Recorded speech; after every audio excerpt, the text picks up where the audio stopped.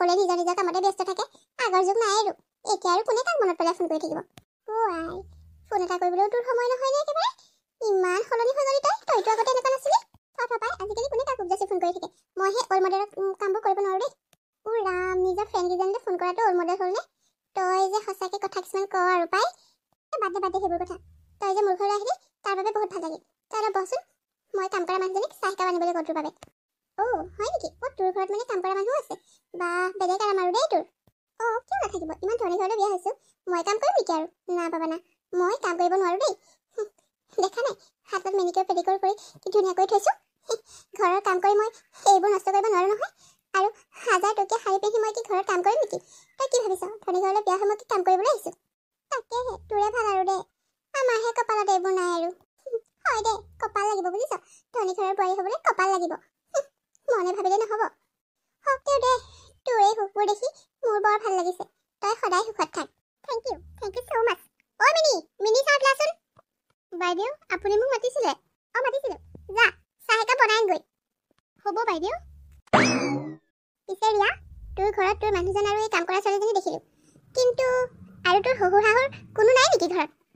God, তই যে কি কথাবোৰ সুধি থাক নহয়। যিকেইটা দেখিছ সেইকেইটাই আৰু। নাই কোনে শহুৰ শাহুৰক লগত ৰাখে? এইবোৰে ৰখা মানে জঞ্জালহে। ডিঙিত নিজৰ বিপদ নিজে চপাই ল'বহে কিবা বেলেগ কাম আছে জানো? মই এইবোৰক লগত ৰাখিব নোৱাৰো। সেইটো কাৰণে সঞ্জীৱক কৈ ঘৰৰ পৰা বাহিৰ কৰি দিলো। বেলেগকৈ থাকে তেওঁলোক। মই নোৱাৰো দেই এইবোৰ শহুৰ শাহুৰৰ লগত থাকিব। কোনে সিহঁতক কাল পইচা ধৰি থাকে। 1 মিনিটৰ মূৰে ইটো লাগে সিটো লাগে। তাৰপাছত বেমাৰ আজাৰৰ কথাটো ক'বই নালাগে। আৰে বেমাৰ আজাৰ হ'ব, এওঁ কৈছো টকা পইচা দি দিবা। কিন্তু মই এইবোৰৰ খিয়াল ৰাখিবলৈ নাই।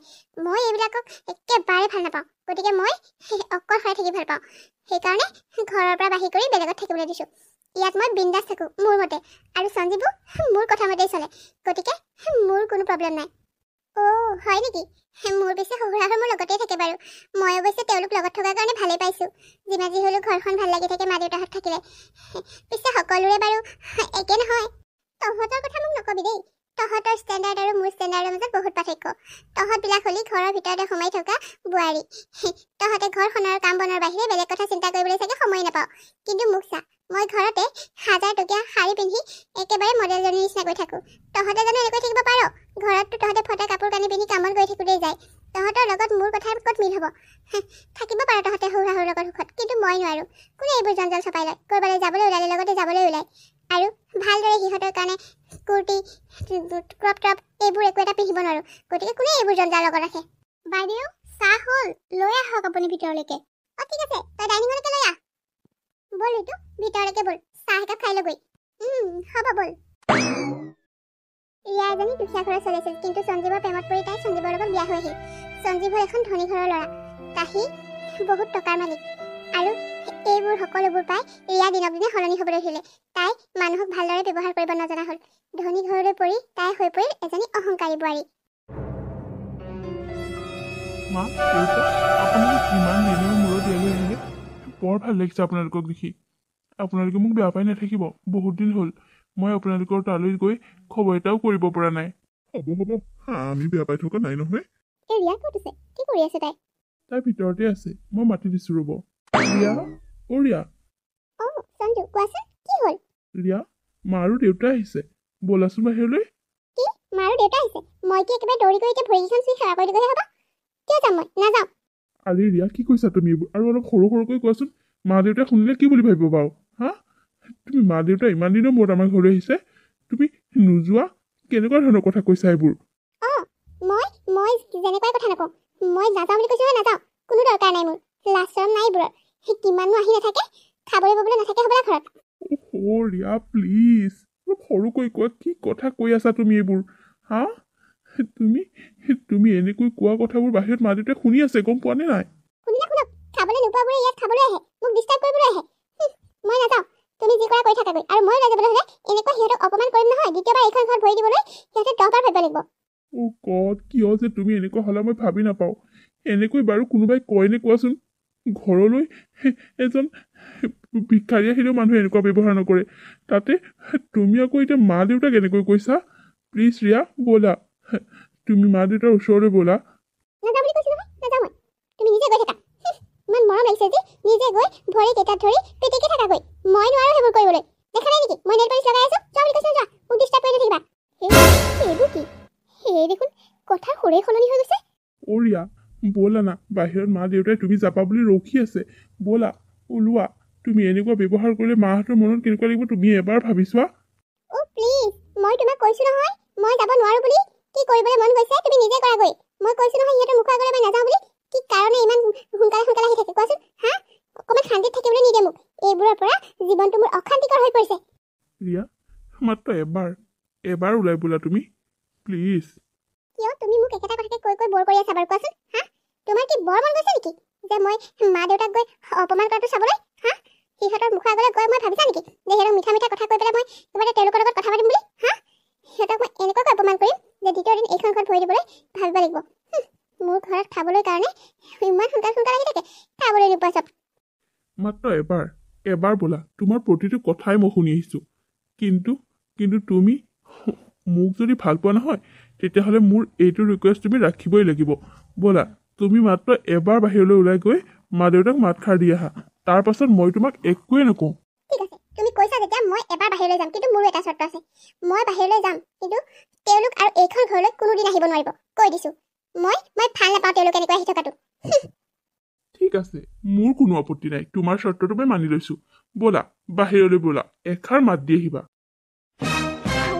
মা দেউতা আমি আমাক দেখি তোৰ বিৰাট খং উঠিছে নহয়নে নহয় দেউতা মা মানে সঞ্জীৱ তুমি এবাৰ কিয় কোৱা নাছিলা যে মোৰ মা দেউতা আহিছে বুলি হ'ব তই আৰু মিছা মাতিব নালাগে তোৰ আচল চৰিত্ৰটো সকলো গম পালোঁ তই ইমান বেয়াকৈ ক'ব পাৰ কাৰোবাক মানে দেউতা মই তোমালোকক কোৱা নাছিলোঁ তোমালোক বুলি মই ভবাই নাছিলোঁ সেয়েহে তই আমি বুলি ভবা নাছিলি আমি ভালদৰে জানো তই তোৰ শহুৰ শাহুৰ বুলি ভাবিছিলি তই কেনেকৈ এনেকুৱা হলি তোকতো আমি এনেকুৱা সংস্কাৰ দিয়া নাছিলোঁ হা তই এনেকুৱা ব্যৱহাৰ কৰ তোৰ শহুৰ শাহুৰক হা দেউতা তোমালোকে মোক ভুল বুজিবা আচলতে মই হ'ব তোক বুজিবলৈ আৰু একো বাকী নাই জোৱাই ঠিকেই কৈছিল তই আচলতে শহুৰ শাহুৰৰ লগত একেবাৰে ভাল ব্যৱহাৰ নকৰ সেয়া আজি আমি নিজ চকুৰে প্ৰমাণ পালোঁ তই এনেকুৱা হৈ যাবি বুলি কেতিয়াও ভবা নাছিলোঁ সৰুৰ পৰা তোক আমি কি এয়া শিকাকে দিছিলোঁ হা তই নিজৰ শহুৰ শাহুৰক এনেকুৱা ব্যৱহাৰ কৰিবলৈ তোক আমি শিকাইছিলোঁ হা তই আজি আমাক বহুত লাজত পেলাইছ তোৰ বাবে আজি আমি বহুত লাজ পাইছোঁ দেখিলে দেউতা মই আপোনালোকক কৈছিলোঁ নহয় আপোনালোকে আজি প্ৰমাণ পালে তাই মোৰ মা দেউতা এইখন ঘৰত থকাৰ বাবে একেবাৰে ভাল পোৱা নাছিল যাৰ বাবে তাই এইখন ঘৰৰ পৰা মা দেউতাক উলিয়াবলৈ বাধ্য কৰাই দিলে ভাবকচোন মা দেউতাই মোক সৰুৰ পৰা তুলি তালি ডাঙৰ দীঘল কৰিছে এতিয়া বৃদ্ধ বয়সত মই মা দেউতাক লগত ৰাখিব লাগে নে মা দেউতাক বেলেগকৈ ৰাখিব লাগে কওকচোন একমাত্ৰ এই জেদৰ বাবেই মই মোৰ মা দেউতাক ঘৰৰ পৰা উলিয়াই দিবলগীয়া হ'ল নহ'লে তাই বোলে মোক এই ঘৰলৈ গুচি যাব আৰু মোৰ বদনাম কৰিব এইবোৰ মোক ধমকি দিছিল যাৰ বাবে মই বাধ্যত পৰি অনিচ্ছা সত্ত্বেও মা দেউতাক ঘৰৰ পৰা উলিয়াই বেলেগত থাকিবলৈ দিছিল বেলেগত ৰাখিছোঁ যদিও মোৰ মনটো অকণো শান্তি নাই সেয়েহে আজি আপোনালোকক কথাখিনি কৈ আপোনালোকক প্ৰমাণ দিবৰ বাবে ইয়ালৈ মাতি পঠিয়ালোঁ চাওকচোন মা তাই বাৰু এইবোৰ জেদ ধৰিব লাগেনে সঁচা দেই তোমাৰ কথাত প্ৰথমে আমাৰ একেবাৰে বিশ্বাস হোৱা নাছিল আমি একেবাৰে বিশ্বাস কৰা নাছিলোঁ যে আমাৰ ছোৱালীজনী এনেকুৱা কৰিব কিন্তু ইয়াত আহি আমি সকলো প্ৰমাণ পালোঁ তইতো আগতে এনেকুৱা নাছিলি হা ধনী ঘৰলৈ বিয়া হৈ তই একেবাৰে অহংকাৰী হৈ পৰিলি হা তোৰ নিজৰ ঘৰত কি আছিলে সেই কথা মনত পেলা ইয়াত আহি যিখিনি পাইছ সেয়া কেৱল জোৱাই মাক দেউতাকৰ বাবে পাইছ তই সেইহাল মানুহক তই ভালদৰে ব্যৱহাৰ কৰি মৰম চেনেহে ৰাখিবহে লাগে তোৰ বুকুৰ মাজত সোমাই কিন্তু তই ঘৰৰ পৰা উলিয়াই দিলি আৰু এইবোৰ জেদ ধৰি হা তোৰ বাবে আজি আমি সঁচাকৈ বহুত বেছি লাজ পাইছোঁ বিয়নী আমাক কি বুলি ভাবিছে চাগে ঠিক নাই তেওঁলোকৰ আগত যে কেনেকৈ আমি মুখ উলিয়াম ভাবিব পৰা নাই তোক আজি মোৰ ছোৱালী বুলি ক'বলৈ লাজ লাগিছে দেউতা মা তেনেকৈ নকবা কি মই মানে তোৰ নিচিনা ছোৱালীজনী মই মোৰ ছোৱালী বুলি মানুহৰ আগত আৰু সমাজত চিনাকি নিদিওঁ তোক লৈ আমি লাজ পাব লাগিব মানুহৰ আগত যিজনী ছোৱালী নিজৰ শহুৰ শাহুৰক ঘৰৰ পৰা উলিয়াই দি নিজে বিন্দাছ থাকিব বিচাৰে সেইজনী ছোৱালী মোৰ ছোৱালী হ'বই নোৱাৰে কেতিয়াও তোৰ লগত আজিৰ পৰা আমাৰ সম্পৰ্ক শেষ কোনো সম্পৰ্ক নাই তোৰ লগত আজিৰ পৰা কৈ দিলোঁ আপুনি ঠিকেই কৈছে এই লগত আজিৰ পৰা আমাৰ কোনো সম্পৰ্ক নাই তাই ভাল হওক চাই তাই বেয়াহে হৈ পৰিল হা নিজৰ ঘৰখনৰ কথা এবাৰ মনত পেলাচোন সৰুৰ পৰা কিমান অভাৱত চলিছিলি হা এতিয়া এইখন ঘৰত সকলো পাহৰিলি মানুহক কেনেকৈ ব্যৱহাৰ কৰিব লাগে সেয়াও পাহৰি গলি তই সঁচাকৈ আমাৰ ছোৱালী হোৱাৰ যোগ্য নহয় তোৰ লগত আজিৰ পৰা আমাৰ কোনো সম্পৰ্ক নাই মা দেউতা তোমালোকে এনেকৈ নকবা মা দেউতা মোৰ ভুল হৈ গ'ল মোৰ ডাঙৰ ভুল হৈ গ'ল মোক ক্ষমা কৰি দিয়া মই এনেকুৱা কৰিব নালাগিছিল টকাৰ অহংকাৰ দেখুৱাই কিমান দিন চলিম বুলি ভাবিছিলি হা তোৰো ল'ৰা এটা আছে নহয় কাইলৈ সিও বিয়া পাতিব নহয় তাৰপিছত তেতিয়া তাৰ বোৱাৰীজনীয়ে তহঁত দুটাক নি বেলেগত পেলাই থৈ আহিব তেতিয়া নিজৰ মনটোত কেনেকৈ লাগিব এবাৰ মনলৈ ভাবলৈ আনচোন তেতিয়া সকলো বুজি পাবি কথা ক'বলৈ আহিছ ভুল হৈ গ'ল দেউতা মোৰ সঁচাকৈ ভুল হৈ গ'ল মই নিজৰ বাবে নিজৰ স্বাৰ্থৰ বাবে সঞ্জীৱৰ মাক দেউতাকক ঘৰৰ পৰা বাহিৰত থাকিবলৈ দিছিলোঁ তেওঁলোকৰ বাবে মোৰ অসুবিধা হৈছিল কাৰণ মই ক'ৰবালৈ ৰাতি বিয়লি ওলাই গ'লেও মায়ে মোক বাধা দিছিল মই নিজৰ মতে মই ড্ৰেছ পিন্ধিবলৈ পোৱা নাছিলোঁ যাৰ বাবে মায়ে মোক বাধা দিছিল মোক কুৰ্তি শ্বৰ্ট টপ এইবিলাক পিন্ধিবলৈ দিয়া নাছিল সেইবাবে মোৰ খং উঠিছিল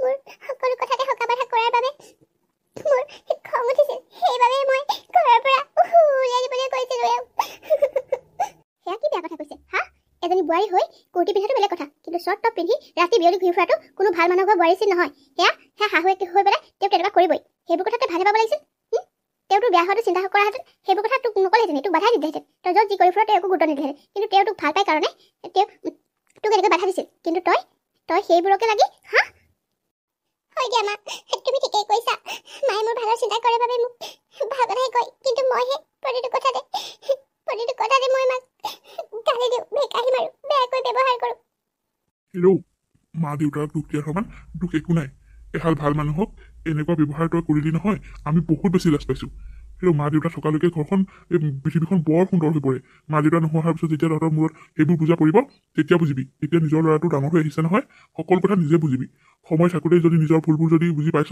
তেতিয়াহ'লে বিয়নীক ওচৰত ক্ষমা বিচাৰি বিয়নীক এইখন ঘৰলৈ সোনকালে উভতাই আনাৰ ব্যৱস্থা কৰ দেউতাই ঠিকেই কৈছে যদি নিজৰ ভুলবোৰ বুজি পাইছ নিজৰ ভুল হৈছে বুলি বুজি পাইছ তেতিয়াহ'লে বিয়নীৰ ওচৰত ক্ষমা খুজি বিয়নীক সোনকালে এইখন ঘৰলৈ অনাৰ ব্যৱস্থা কৰ বিয়নী আহিলেহে আমি এইখন ঘৰলৈ আহিম নহ'লে এইখন ঘৰৰ লগত আমাৰ কোনো সম্পৰ্ক নাথাকিব মই যাম মা দেউতাৰ ওচৰত ক্ষমা বিচাৰি মা দেউতাক মই এইখন ঘৰলৈ লৈ আহিম তোমালোকে চিন্তা নকৰিবা মই সঁচাকৈ মোৰ ভুলবোৰ বুজি পাইছোঁ মই মা দেউতাক এইখন ঘৰলৈ পুনৰ উভতাই নিম অৱশেষত নিজৰ ভুলবোৰ বুজি উলিয়াই নিজৰ শহুৰ শাহুৰৰ ওচৰত ক্ষমা বিচাৰি পুনৰ ঘৰলৈ বুলি উভতাই আনিলে আৰু সিহঁতে সকলোৱে মিলিজুলি সুখেৰে থাকিবলৈ ধৰিলে বন্ধু বান্ধৱীসকল আজিৰ কাহিনীটো ইমানতে শেষ হ'ল আপোনালোকে বাৰু আজিৰ কাহিনীটো চাই কেনেকুৱা পালে যদিহে ভাল পালে তেতিয়াহ'লে লাইক কৰিব কমেণ্ট কৰিব আৰু শ্বেয়াৰ কৰিব আৰু আপোনালোক যিসকলে মোৰ চেনেলত নতুনকৈ আহিছে তেওঁলোকে প্লিজ চেনেলটো ছাবস্ক্ৰাইব কৰি দিব আৰু কাষতে থকা বেল আইকনটো প্ৰেছ কৰিবলৈ কিন্তু নাপাহৰিব পুনৰ আপোনালোকৰ বাবে ধুনীয়া এটা ভিডিঅ'লৈ আকৌ আহিম ধন্যবাদ